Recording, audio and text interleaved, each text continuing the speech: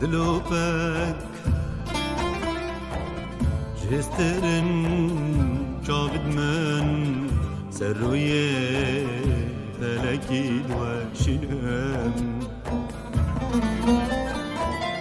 ببایه پایزر آنمایک جترا بردخینم دلوبک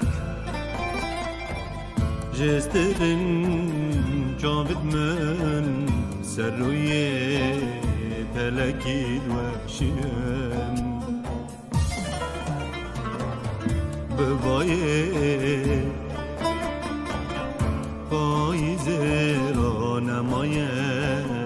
جترا بردخیم